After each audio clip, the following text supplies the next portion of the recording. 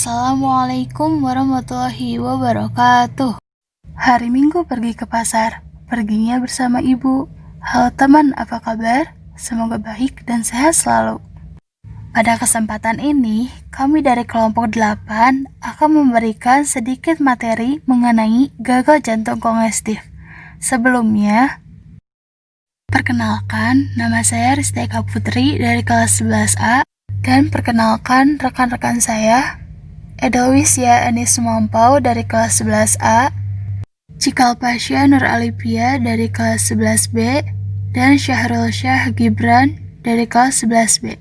Selamat menyaksikan.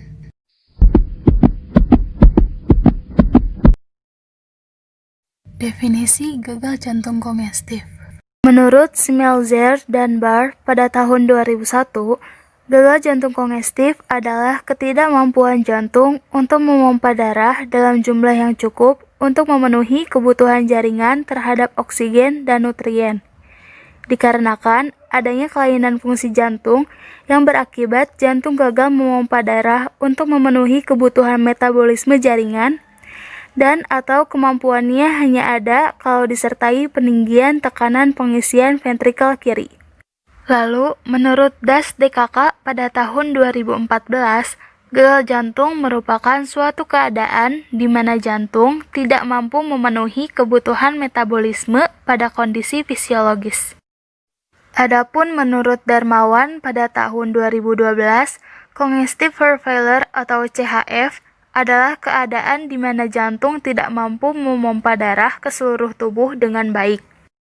Dari definisi tersebut, diketahui bahwa gagal jantung kongestif atau congestive heart failure adalah suatu kondisi atau suatu keadaan patofisiologis di mana jantung mengalami kelainan pada fungsi jantung.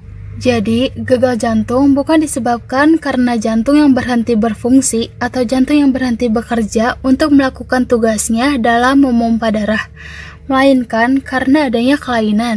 Kelainan ini disebabkan akibat adanya gangguan struktural dan fungsional jantung, sehingga otot-otot jantung lelah, mengalami kelemahan, atau penurunan kemampuan, yang menyebabkan jantung gagal atau tidak mampu memompakan darah secara maksimal untuk memenuhi kebutuhan jaringan terhadap oksigen dan nutrien. Karena jantung tidak memiliki kekuatan untuk memompa, maka jantung akan melakukan kompensasi. Kompensasi tersebut berupa peninggian tekanan atau percepatan heart rate, sehingga detaknya dipercepat agar darah bisa terpompa. Penamaan gagal jantung kongestif sering digunakan apabila gagal jantung terjadi dari sisi kiri dan sisi kanan. Etiologi gagal jantung kongestif.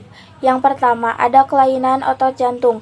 Kondisi yang mendasari penyebab kelainan fungsi otot mencakup arteriosklerosis koroner, hipertensi arterial, dan degeneratif atau inflamasi. Yang kedua, arteriosklerosis koroner mengakibatkan disfungsi miokardium karena terganggunya aliran darah ke otot jantung, terjadi hipoksia dan asidosis akibat penumpukan asam laktat, infark miokardium atau kematian sel jantung biasanya mendahului terjadinya gagal jantung.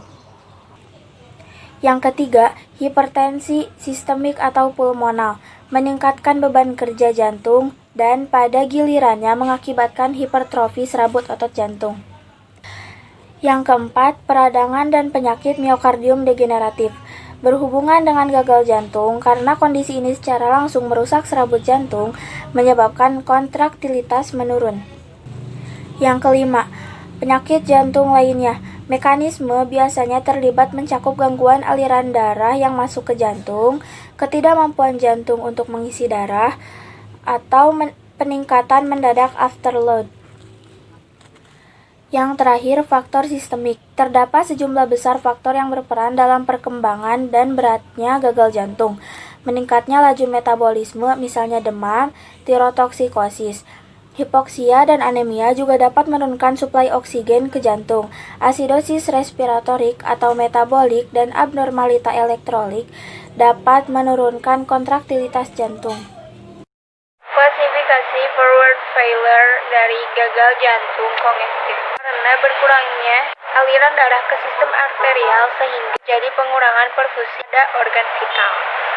Terjadi pada jantung kanan, darah yang akan pompa ke paru terganggu karena akan terjadi gubali paru. Bisa timbul mati mendadak. Jantung kiri bisa karena hipertensi esensial yang bersifat sistemik. Aliran darah ke seluruh tubuh mendapatkan beban tahanan akibat resistensi pembuluh darah besar sehingga vertikal bisa memompa hipertrofi. Gejalanya yaitu exertional vertigo atau kelemahan umum. Epidemiologi gagal jantung. Menurut WHO, tahun 2016 menunjukkan bahwa pada tahun 2015 terdapat 23 juta atau sekitar 54% dari total kematian disebabkan oleh gagal jantung kongestif. Penelitian yang telah dilakukan di Amerika Serikat menunjukkan bahwa risiko berkembangnya gagal jantung kongestif adalah 20% untuk usia 40 tahun dengan kejadian 650.000 kasus baru yang diagnosis gagal jantung kongestif selama beberapa dekade terakhir. Kejadian gagal jantung kongestif meningkat dengan bertambahnya umur. Tingkat kematian untuk gagal jantung kongestif sekitar 50% dalam kurun waktu 5 tahun. Tanda dan gejalanya. Tanda dominan. 1. Meningkatnya volume intravaskuler. 2. Kongestif jaringan akibat tekanan arteri dan vena meningkat akibat penurunan curah jantung.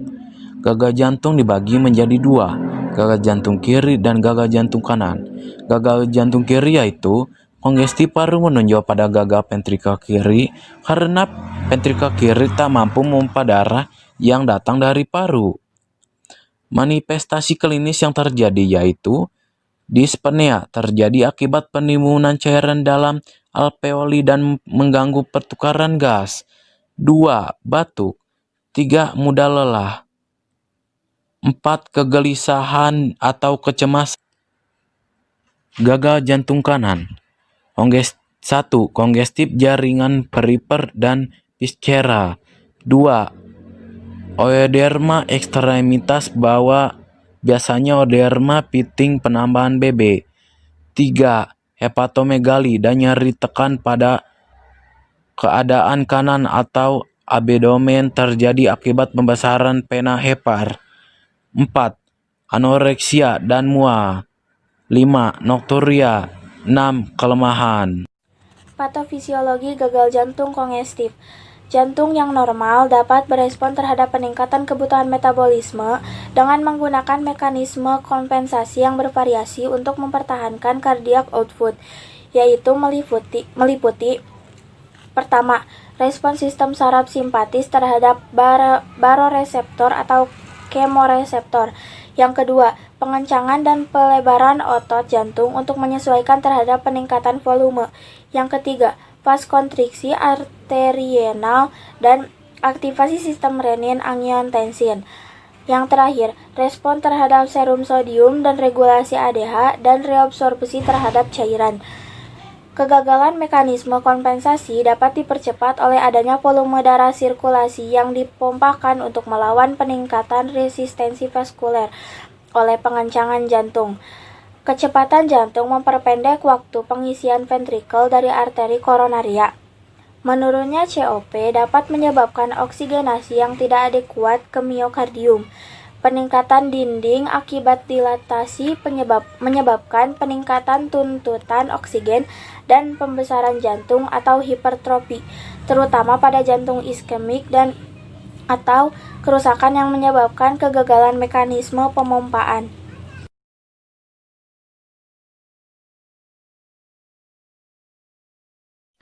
Awalnya, karena adanya penurunan fungsi vertikal atau kerusakan miokard, maka akan menyebabkan gagal jantung. Dari terjadinya gagal jantung akan menyebabkan penurunan stroke volume dan cardiac output, lalu akan direspon oleh neurohormonal, sehingga terjadi aktivasi sistem simpatis dan sistem renin-angiotensin aldosteron. Kemudian vasokonstriksi peningkatan tonus simpatis, angiotensin 2, endothelin, penurunan pelepasan nitrik oxide, retensi natrium dan air, meningkatkan vasopresin dan aldosteron. Regangan dinding vertikal semakin berat dan dilatasi remodeling mengakibatkan fungsi vertikal semakin menurun.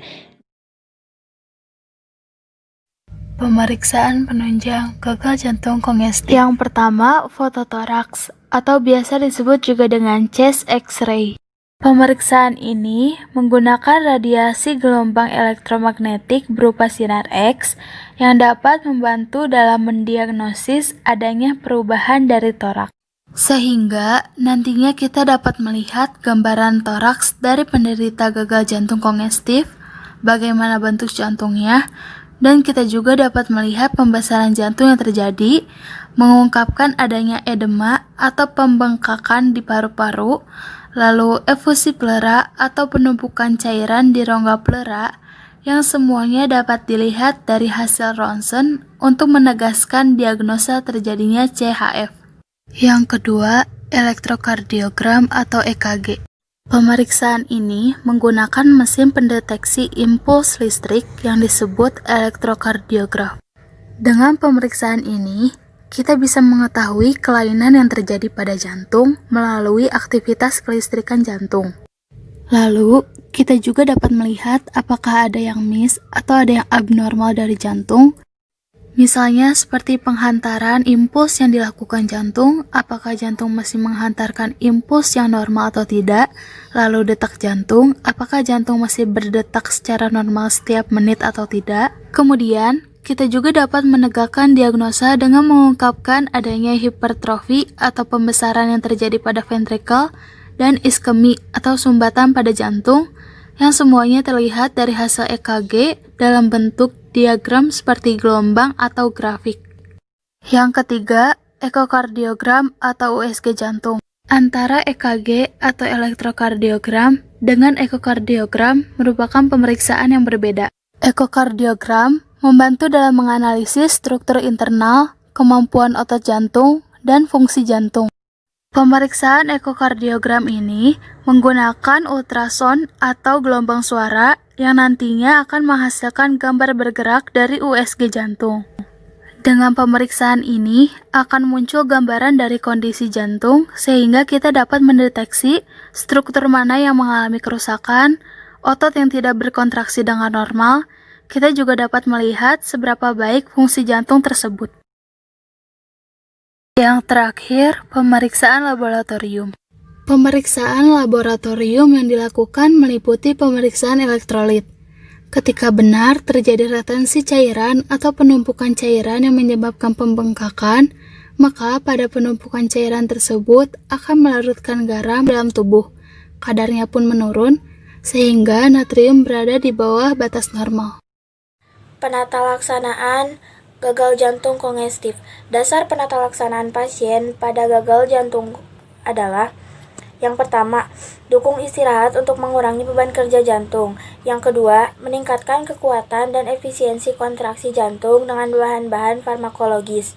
Yang ketiga, menghilangkan penimbunan cairan tubuh berlebihan dengan terapi diuretik, diet, dan istirahat. Yang pertama ada terapi farmakologi.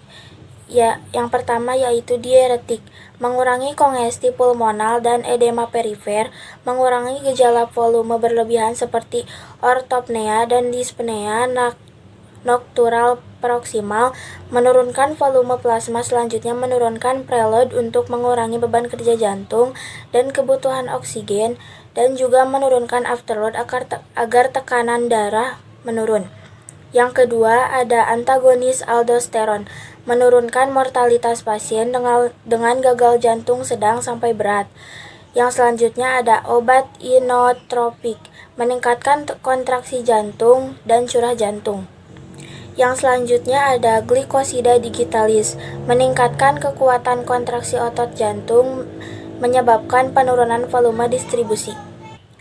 Yang selanjutnya ada vasodilator, mengurangi preload dan afterload yang berlebihan, Dilatasi pembuluh darah vena menyebabkan berkurangnya preload jantung dengan meningkatkan kapasitas vena. Yang selanjutnya ada inhibitor ACE, mengurangi kadar angiostensin 2 dalam sirkulasi dan mengurangi sekresi aldosteron sehingga menyebabkan penurunan sekresi natrium dan air. Inhibitor ini juga menurunkan retensi vaskuler vena dan tekanan darah yang menyebabkan peningkatan curah jantung. Terapi selanjutnya yaitu terapi non-farmakologi. Penderita dianjurkan untuk membatasi aktivitas sesuai beratnya keluhan seperti diet rendah garam, mengurangi berat badan, mengurangi lemak, mengurangi stres psikis, menghindari rokok, dan olahraga teratur. Komplikasi dari gagal jantung kongestif. Salah satu komplikasi yang berbahaya yang perlu diwaspadai pada gagal jantung kongestif adalah henti jantung mendadak. Ketika fungsi jantung terganggu dan tidak tertangani, lama-kelamaan kinerja jantung akan mengalami penurunan drastis dan beresiko mengalami henti jantung mendadak. Klasifikasi gagal jantung. Gagal jantung menurut New York Heart Association terbagi atas 4 kelas yaitu fungsional kelas 1, timbul gejala sesak pada aktivitas fisik berat. Fungsional kelas 2, timbul gejala sesak pada aktivitas fisik sedang. Fungsional kelas 3, timbul gejala sesak aktivitas ringan. Fungsional kelas 4, timbul gejala sesak pada aktivitas sangat ringan atau sedang beristirahat. Demikianlah beberapa hal yang bisa kami sampaikan. Sebelumnya, mohon maaf yang sebesar-besarnya apabila di dalam penyampaian tadi mungkin ada kesalahan kata. Terima kasih atas perhatiannya, dan terima kasih juga kepada anggota kelompok 8 yang telah bekerja sama. Burung dara cendrawasih, cari dulu di Papua. Cukup sekian, terima kasih. Semoga bermanfaat untuk semua. Wassalamualaikum warahmatullahi wabarakatuh. Assalamualaikum warahmatullahi wabarakatuh. Perkenalkan, nama saya Nandita Yosmaniar. Saya leader dari tim 9. Di sini tim kami mempunyai tugas dari penyakit jantung kronik. Nama anggota kita adalah yang pertama adalah Nandita sebagai leader, Revalina sebagai pengisi definisi dan klasifikasi, Siti Nurhapipah sebagai pengisi etiologi dan manifestasi klinis, Juwita Hermawan sebagai pengisi patofisiologi dan pathway, dan Dina Anggrayani sebagai pengisi pemeriksaan penunjang dan pelaksanaan medis. Di sini kami akan sedikit menjelaskan tentang jantung koroner. Apa itu jantung koroner? Jantung koroner adalah penyakit jantung yang termasuk ke dalam kelompok penyakit kardiovaskuler. Penyebab terjadinya penyakit jantung koroner adalah salah satunya kekurangan asupan sumber serat dan antioksidan. Berikut definisi dan klasifikasi yang akan dijelaskan oleh Saudari Revalina. Pertama yaitu definisi. Penyakit jantung koroner adalah suatu keadaan di mana terjadi penyempitan, penyumbatan, atau kelainan pembuluh darah koroner. Penyempitan atau penyumbatan ini dapat menghentikan aliran darah ke otot jantung yang sering ditandai dengan rasa nyeri, sehingga sistem kontrol irama jantung akan terganggu dan selanjutnya bisa menyebabkan kematian. Yang kedua yaitu klarifikasi. Penyakit jantung koroner diklarifikasikan menjadi 3 yaitu silent ischemia atau disebut dengan asimptotik. Penderita ini mengalami PJK tetapi tidak merasakan gejalanya. Dan yang kedua yaitu angina pectoris. Mempunyai 2 tipe yaitu angina pectoris stabil, gejalanya itu nyeri dada yang khas, yaitu rasa tertekan dan berat di dada, dan juga angina pectoris tidak stabil, gejalanya dapat dirasakan ketika istirahat dan aktivitas ringan. Dan yang terakhir, infark miokard akut atau disebut dengan serangan jantung. Infark miokard akut yaitu jaringan otot jantung yang mati karena kekurangan oksigen dalam darah dalam beberapa waktu. Selanjutnya adalah etiologi dan manifestasi klinis yang akan dijelaskan oleh Saudari Siti Nurhapipah. Selanjutnya yaitu etiologi atau penyebab kerusakan pada pembuluh darah jantung atau arteri koroner. Yang pertama yaitu rokok. Rokok adalah faktor risiko utama penyakit jantung koroner. Kandungan nikotin dan karbon monoksida dalam asap rokok dapat membebani kerja jantung dengan memacu jantung bekerja lebih cepat. Kedua senyawa tersebut juga meningkatkan risiko terjadinya pengumpulan darah. Yang kedua yaitu diabetes. Diabetes menyebabkan dinding pembuluh darah menebal dan menghambat aliran darah. Penderita diabetes diketahui 2 kali lipat lebih berisiko terserang penyakit jantung koroner. Yang ketiga yaitu trombosis. Trombosis adalah bekuan darah yang dapat terbentuk di pembuluh darah vena atau arteri. Bila terbentuk di arteri akan menghambat aliran darah ke jantung, sehingga meningkatkan risiko serangan jantung. Yang keempat adalah tekanan darah tinggi. Tekanan darah tinggi atau hipertensi membuat jantung harus bekerja lebih keras. Salah satu faktor pemicu hipertensi adalah konsumsi makanan dengan kadar garam yang tinggi. Selanjutnya yaitu kadar kolesterol tinggi. Kolesterol adalah lemak yang dihasilkan oleh hati dan penting bagi proses pembentukan sel sehat.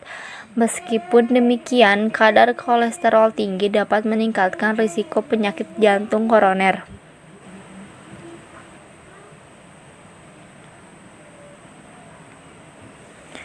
Selanjutnya yaitu berat badan berlebih. Seseorang dengan berat badan berlebih atau obesitas berisiko terserang penyakit jantung koroner. Selanjutnya yaitu kurang beraktivitas. Aktivitas fisik seperti olahraga dapat mengurangi risiko penyakit jantung. Olahraga juga dapat membantu mengontrol kadar kolesterol dan gula darah, mencegah obesitas, serta membantu menurunkan tekanan darah. Selanjutnya yaitu pola makanan tidak sehat. Risiko penyakit jantung koroner dapat meningkat akibat pola makan yang tidak sehat, seperti terlalu banyak mengonsumsi makanan yang kadar gula atau garam tinggi, atau makanan tingkat kandungan lemak jenuh yang tinggi. Yang terakhir yaitu riwayat kesehatan keluarga. Risiko penyakit jantung koroner meningkat pada seseorang yang memiliki keluarga dengan penyakit jantung. Selanjutnya yaitu manifestasi klinis. Yang pertama yaitu nyeri dada. Nyeri dada atau ketidaknyamanan pada dada. Nyeri ini bisa menjalar ke leher, rahang, bahu, dan tangan di sisi kiri, punggung, perut sisi kiri, atau sering dianggap mah. Nyeri ini ringan sampai dengan berat. Nyeri dada ini disebut dengan angina yang dapat bertahan selama beberapa menit. Jika plak belum menyumbat arteri koronaria secara total, maka angina akan mereda dengan sendirinya. Yang kedua yaitu keringat dingin, mual, muntah, atau mudah lelah seperti demam. Yang terakhir yaitu aritma. Aritma atau irama denyut jantung yang tidak stabil. Bahkan bisa menyebabkan henti jantung, yang bila tidak ditangani dengan cepat dapat menyebabkan kematian. Selanjutnya adalah patofisiologi dan pathway yang akan dijelaskan oleh Saudari Juwita Hermawan. Oke, sekarang bagian patofisiologi. Patofisiologi menurut Maulana 2008. Penyakit jantung koroner terjadi apabila pembuluh darah yang mengandung lipoprotein, kolesterol, sisa-sisa jaringan, dan terbentuknya kalsium pada pembuluh darah. Hal ini akan terjadi kekurangan suplai oksigen dan nutrisi, sehingga menimbulkan infrak miokard. Kolesterol dibawa oleh beberapa lipoprotein, antara lain VLDL, very low density lipoprotein, sebagai pengangkut dan salah satu penumpangnya yaitu trigliserida. LDL, low density lipoprotein, dan HDL, high density lipoprotein, membawa hampir semua kolesterol. HDL akan menurunkan resiko penyakit jantung. Kadar kolesterol total dan kadar kolesterol LDL atau low density lipoprotein akan mempengaruhi resiko penyakit jantung koroner. Nah, selanjutnya kita lanjut ke bagian pathway jantung koroner.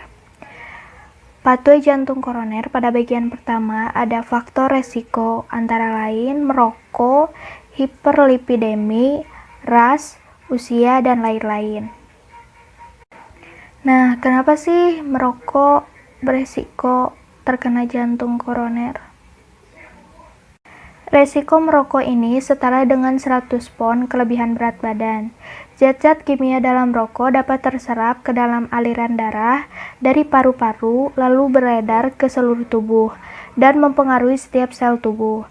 Zat-zat kimia ini sering menyebabkan pembuluh darah menyempit dan membuat sel-sel darah yang disebut dengan trombosit menjadi lebih lengket sehingga mudah membentuk gumpalan. Kemudian terjadi aterosklerosis. Nah, lalu selanjutnya akan membahas tentang ras. Ras itu sama dengan keturunan. Misalnya, latar belakang keluarga yang mempunyai penyakit jantung dan tekanan darah yang tinggi dapat meningkatkan terjadinya resiko penyakit jantung koroner. Jadi, apabila salah satu keluarga mengalami jantung koroner, langsung segera dibawa ke rumah sakit ya, atau dirujukan ke klinik terdekat. Terus, lanjut ke usia. Kenapa sih usia bisa mempengaruhi jantung koroner? Nah, dalam usia terbagi menjadi dua, pada laki-laki dan pada perempuan. Pada laki-laki, pertengahan tahun manula, yaitu usia 40 tahun ke atas. Kenaikan kadar kolesterol dalam darah mempunyai risiko yang tinggi, khususnya LDL, untuk pembentukan penyakit jantung koroner. Sedangkan perempuan, sebenarnya perempuan mempunyai perlindungan alami dari penyakit jantung koroner, yakni hormon estrogen, yang bisa membantu dalam mengendalikan kolesterol. Namun, jika perempuan sudah mencapai usia menopause, pelindungan alami tersebut sudah tidak berproduksi kembali, dan itu yang kemudian akan menjadikan perempuan juga rentan terkena penyakit. Lalu yang terakhir ada hyperlipidemia. Hyperlipidemia. Apa sih hyperlipidemia? Hyperlipidemia yaitu kelebihan lemak dalam darah, atau kondisi ketika kadar partikel lemak atau lipid dalam darah itu tinggi. Contoh lipid, termasuk kolesterol dan trigliserida. Zat ini dapat menempel pada dinding pembuluh darah dan membatasi aliran darah.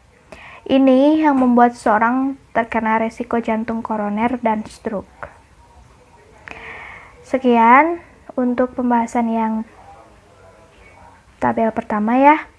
Sekarang lanjut ke arteriosklerosis koroner. Apa sih arteriosklerosis? Ada yang tahu? Jadi, arteriosklerosis adalah penyempitan dan pengerasan pembuluh darah arteri akibat penumpukan plak pada dinding pembuluh darah.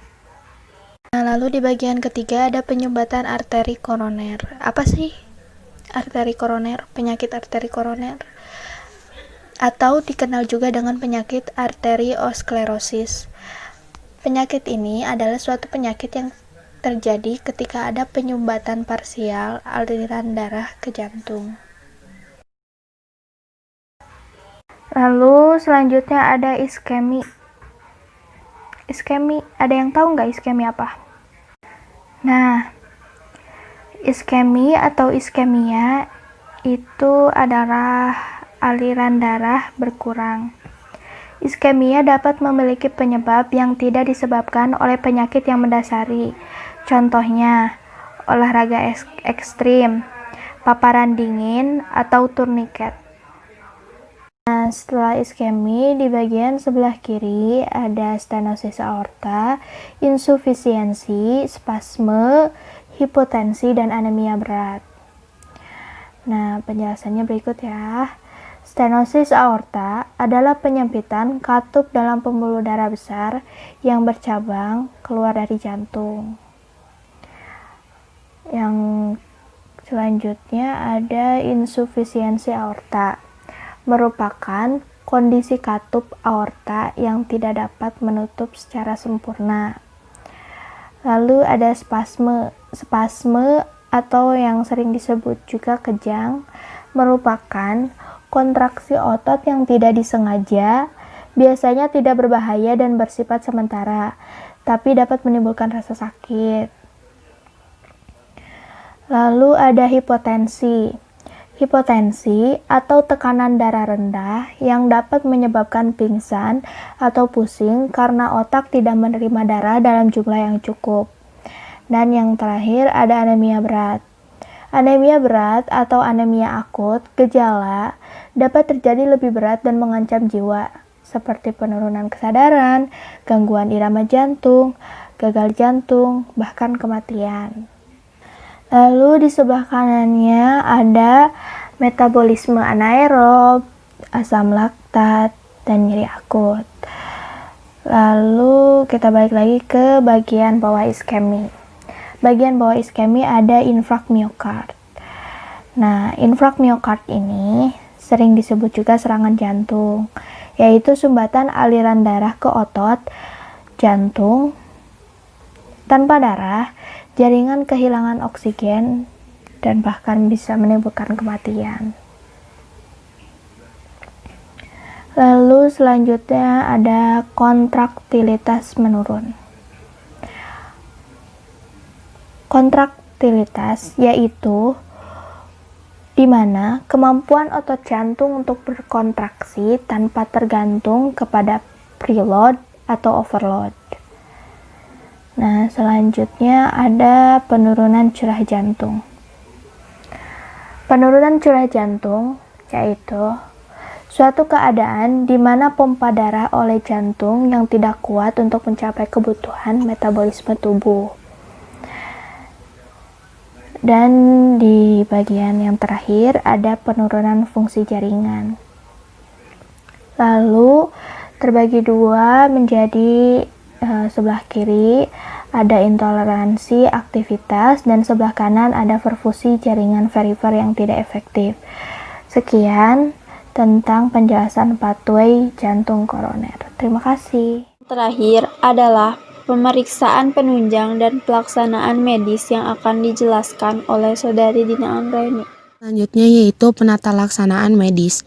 Penanganan penyakit jantung koroner atau disebut dengan PJK umumnya melibatkan perubahan pola hidup yang dapat dikombinasikan dengan obat-obatan atau prosedur medis. Menjalani pola hidup sehat dapat meningkatkan kesehatan jantung.